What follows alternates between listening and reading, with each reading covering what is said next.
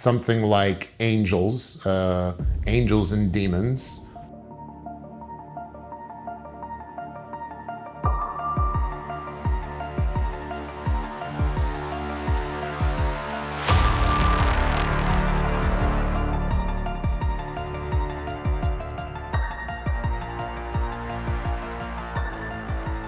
Ci sono stati altri esempi di velivoli a forma di uovo? Sì, a Socorro, New Mexico, il famoso caso di Lonnie Zamora.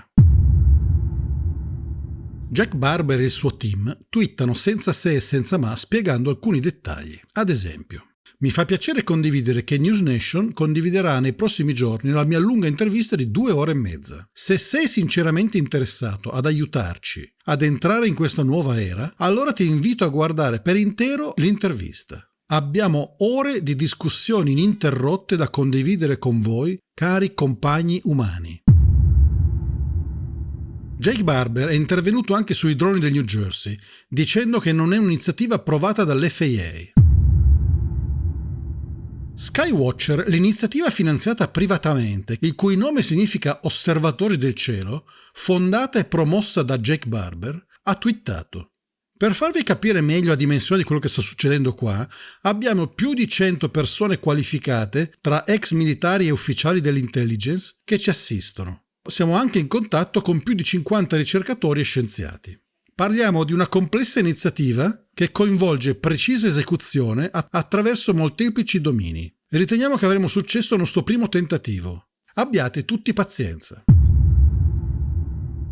Nel frattempo sono già state pubblicate tutte le interviste complete e separate del team di Jake Barber, inclusa quella di Jake Barber stesso. Stiamo valutando come proporla sul nostro canale, non sappiamo ancora se caricarla integralmente o suddividerla in segmenti. Sono inoltre state rilasciate le nuove presentazioni della Soul Foundation e i video relativi all'iniziativa di Skywatch promossa da Jake Barber e nuove interviste, tra cui quelle di Ross Coulthard. In pratica, materiale che copre un intero anno è stato reso disponibile nell'arco di una sola settimana. Al momento non possiamo ancora stabilire con precisione quali di questi contenuti riusciremo a portare sul canale, ma stiamo lavorando per selezionare e condividere quanto più possibile.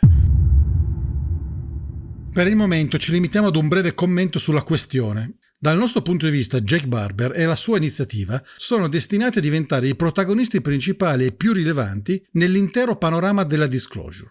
Jake Barber ha dichiarato di sentire dentro di sé una sorta di energia positiva, che lo sta guidando e proteggendo nel suo percorso. Questo elemento, che lui stesso descrive come uno spirito che lo possiede, sembra rappresentare un motore centrale per le sue azioni e la sua iniziativa. Siete d'accordo con noi che il suo sguardo è un po' particolare? But as I came over this object for the pick, there was this overwhelming sense of emotion. What's it saying? The object. Tell me what you're feeling. Like I said, it was an overwhelming sense of sadness, happiness. Is it your feeling? Are you suddenly having a mental breakdown on the job? No, I felt like something connected with me. I felt like something had tuned in to me and my soul and was providing me some sense of guidance on what to do and how profound what I was doing was. And it was so overwhelming that I began to cry. And I can't imagine crying at night time with night vision goggles is the healthiest way to fly a chopper. No, it is not. And then I'm confused as to why I'm crying at the same time. And then do I abort the mission? So I just did my best to focus on my particular cues when doing this type of work, and I got the load hooked up and I began flying away.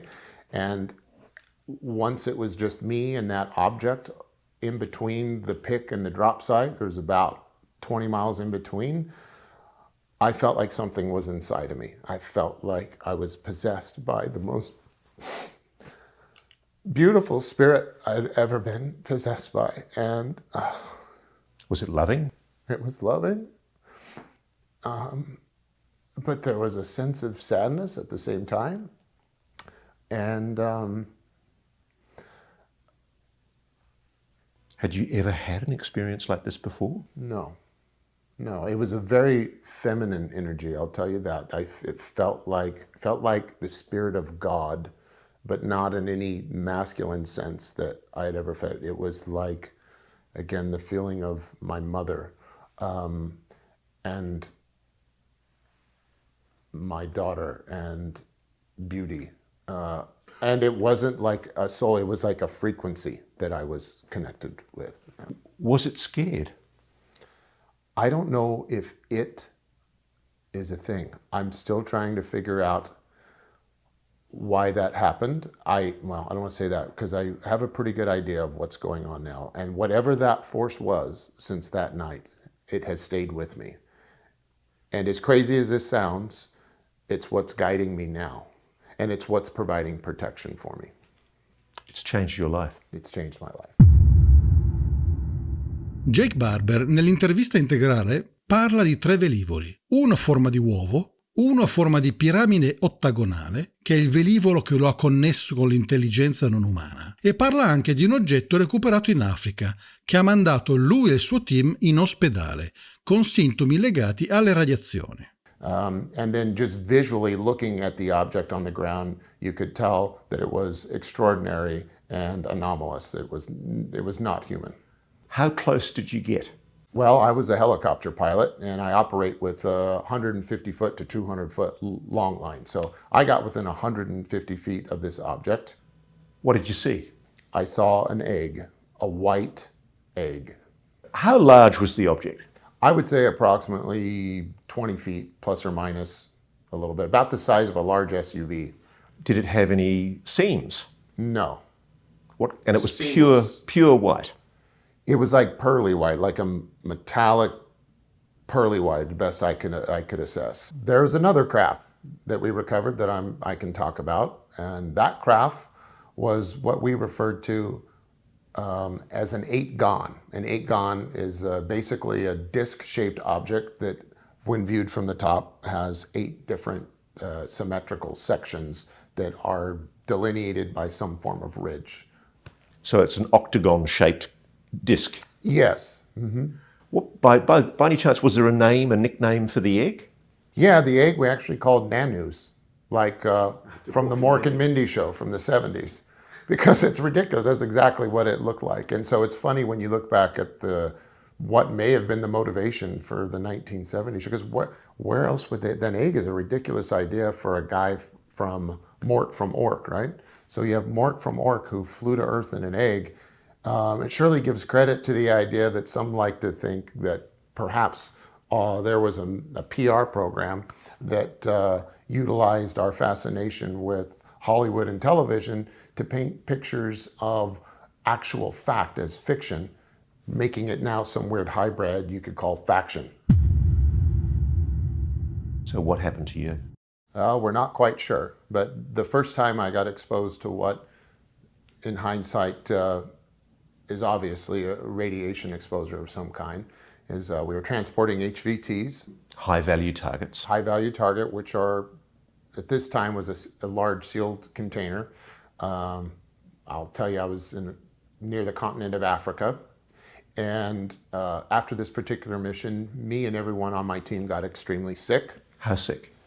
Like physically ill in the hospital. Within weeks after this, I'd lost every hair on my body, which they call an alopecia, migrating alopecia. And I also lost the skin on my arms. So the skin's actually falling off your body? Yeah, like not just falling off, like it was lopping off within a couple of days, like a severe sunburn. This led to a series of all kinds of other, what I have learned since being with Dr. Nolan, is autoimmune issues. I ended up developing a severe heart murmur that I'd never had before, which is the same thing that John Burroughs had. And throughout my career, I would have reoccurring autoimmune dysfunction when exposed to other things. I ended up recovering from that at the time, and because of the nature of my work was classified, the VA was only dealing with symptomology, not causation, in the treatment of my injuries. And I didn't even really understand that it was radiation. Se c'è un messaggio forte e chiaro che emerge è che si sono organizzati con un'associazione finanziata non con soldi pubblici, chiamata Skywatch, al fine di evocare o, utilizzando altre loro parole, invitare ad atterrare questi misteriosi velivoli a forma di uovo e addirittura pilotarli. Una questione senza dubbio affascinante ma al tempo stesso quasi surreale. Cosa fai con un uovo di 6 metri? E comunque, come sempre, abbiamo più domande che risposte. Come mai evocano queste uova? Cosa contengono o a cosa servono? Possiamo noi in Italia nel nostro giardino evocare un uovo di 6 metri? E poi cosa ne facciamo? I know that sounds like a lot coming, or sounds like could be a load coming from a guy like me with my background, but I'm not going to be able to prove it to you in this conversation, but I'll say pay attention, and I'll paraphrase a quote from the book of Matthew and say, you will know them by their fruits. So stand by and judge us for our fruits. You've been really touched, haven't you, by this experience? It's touched you spiritually. Yes, it has. Alla domanda specifica quanti UFO hanno recuperato, Jake Barber non ha potuto rispondere. Can you tell me how many retrievals you've been involved in? No. Jake Barber sostiene che la nostra disconnessione dalla sorgente e la mancanza di poteri psichici sia dovuta anche a sostanze contaminanti nel nostro cibo. Quindi in Italia noi dovremmo essere messi molto meglio, visto che abbiamo il cibo migliore di tutta Europa. I'm told that there are particular indigenous communities around the world, Native Americans, people in different third world countries, who apparently have enhanced psychic abilities that are recognized. Sure. I think most people could grasp the idea that perhaps people that are from other cultures, our culture leaves a lot to be desired when we look at the contaminants that exist in our food, contaminants that exist in our drugs, and contaminants in our culture. And some of these contaminants, it turns out, aren't great for your spirituality or your consciousness or your psionic abilities. And so those who live a particular lifestyle or live in a culture where they have a more natural or direct way of life with nature and their surroundings seem to, within those groups of people, there's a little bit higher demographic than there typically is for those with a psionic ability. So these people are sought out and are used to contribute to the research that might be going on with the psionic. Jake Barber ha anche brevemente parlato del Dr. Greer e del metodo CE5. Noi ovviamente riportiamo la clip per tutti gli appassionati del Dr. Greer e del CE5, incluso il nostro caro tecnico autorevole, e anche perché abbiamo fatto un video apposta sull'argomento. You can say what you want about Dr. Greer, but the guy's been 30 years ahead of everyone else on a lot of the details of this subject. So a lot of what he says is correct. To me, he's like the Bentwaters. Like we had everything we needed in 1980, and now we're fishing around for morsels of that. This guy, he's been ahead of everyone. And what I find quite funny is the one thing he gets the most shit for is the one thing he's probably most right about, and that is his CE5 protocol. So CE5 is when he uses meditation and he claims it engages telepathically with the phenomenon. Yeah, that's his term for it. Like we don't use CE5. We don't use Dr. Greer's protocol. No do other people in the program or subsequent programs. So CE5 is real. Yeah, if we're going to use his term, I'll tell you what is real is the ability to go into something like a meditative state and summon UAP and pilot UAP. That is real. That's 100% real.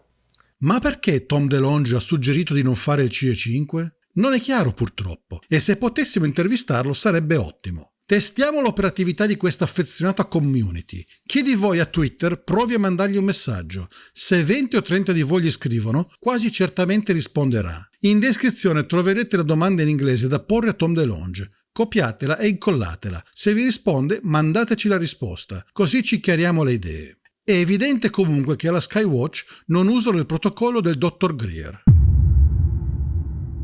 Ha anche accennato, seppur brevemente, come riescono ad evocare questi velivoli a forma di uova. ma non in un modo sufficientemente dettagliato da permettere una replica concreta del processo. Un classico, potremmo dire, l'idea viene lanciata ma resta avvolta in quel velo di mistero che lascia più domande che risposte. And so, how did the object come to land? I think it was invited to land by the psionics team. Is that always how they make the objects land? No, there's a number of other ways. So I have to tell you that weapon systems are tested out there. I know this from other sources. I know that high-pulse microwave weapons are being used to bring down some of these craft. Yes. Now, how often was it done where the objects would land on their own accord, and how often was it done that weapons would be used? Yeah, I can't tell you how often. I can tell you they are brought down both ways, that they are invited to land by the psionics team. Other times they are invited in by the psionics team, but then HPMs, which are high-powered microwave weapons, are deployed, and they have an effect where they can disrupt the flight pattern of the object, and when it is an object, sometimes it's not, and it can result in that aircraft being forcibly brought down. When they did the attraction of the objects, was it purely psychic, or was there machinery that was used as well? So there's 5 components to our operation, which might answer a lot of your questions. So the first component is a calling phase. Calling is either through man or machine-based summoning systems. We have man-based systems, which are our psionic assets, which make a connection through intuition or consciousness with the object and can invite it in. The other is a machine-based calling system, which uses many systems, which I'm not going to go into detail about. You could refer to them as a dog whistle or a lure. And UAP, certain types seem to be specifically attracted or responsive to our machine-based calling systems. And then from there, once they're brought in, we communicate with them. Now, the psionics can have a dual role, because in this communication phase, we do a lot of data collection. So it's verifying that what we are seeing is something tangible, also that it is responding to our efforts. So we might invite it to move left or right, or to position our particular machine-based systems in a particular direction, and then measure the response. The implication of what you're saying is that this intelligence that's behind these objects, whatever it is, seems willing to share. Yeah, I think it ultimately is working for us. And it is commonly talked about that what we are getting, even when we weaponize it, is a donation, a gift. The other implication too, from what your experience shows, is that whatever and wherever the intelligence is that's behind those craft, it seems friendly, benevolent. Benevolent, yeah. In fact, loving? Loving. It's, if you want to connect with it, if you want to have a relationship, and if you want to see stuff flying in the sky, you need to be channeling a loving energy. That's I find just that the way quite it works. beautiful. Yeah, it is. In fact, there can be individuals in the group that throw off that vibe, that can mess up the vibration of the psionics work and their communication with the beings, and then you aren't as successful. Un altro argomento affascinante è che Jake Barber ha detto che la macchina con cui si possono evocare va benedetta. Ovviamente non è possibile sapere con che rituale, in che lingua e in che religione è stata benedetta la macchina. And even when we deploy equipment, when there's a combined operation with a psionics team and a machine-based team, all the equipment kind of has to be blessed and brought in when it's a psionically led operation for summoning. Sembra che la prima volta che gli Skywatcher hanno evocato un oggetto a forma di uovo sia accaduto qualcosa di sorprendente e inquietante. È apparso un disco volante che avrebbe iniziato a comportarsi in modo aggressivo, ingaggiando un dogfight, una sorta di combattimento. Di fronte a questa situazione inaspettata e probabilmente fuori controllo, l'oggetto uovo sarebbe stato abbandonato e l'intera operazione interrotta. Look at this, look right here. Look at this one going down and this one going up.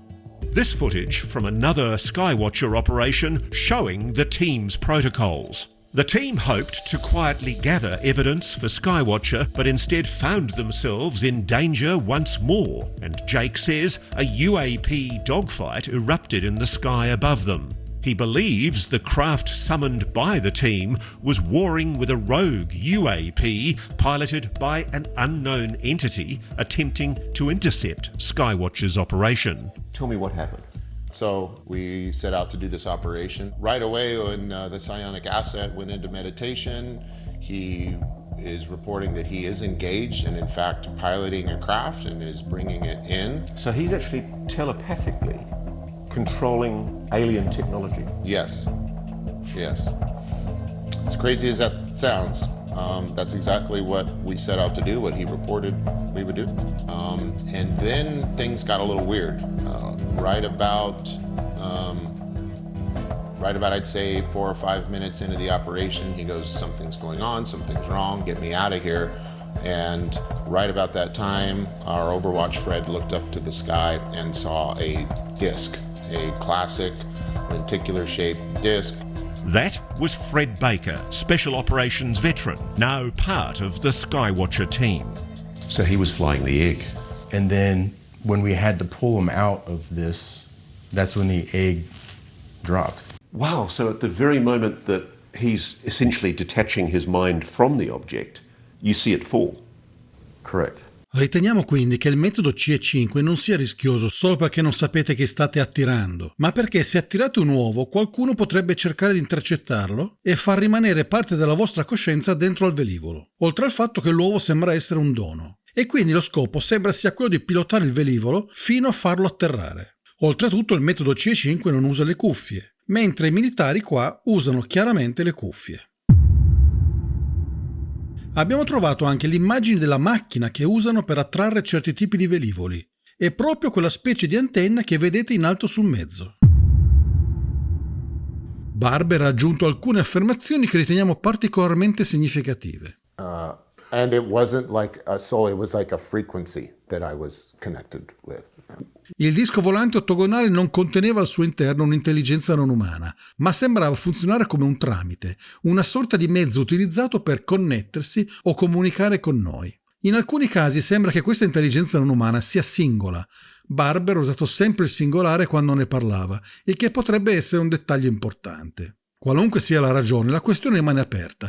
Ross Coulthard ha posto una domanda specifica su questo argomento. I presume you got a chance to talk to the psionics. Yeah. When they mentally, telepathically engaged with whatever this intelligence was, what did they tell you about it?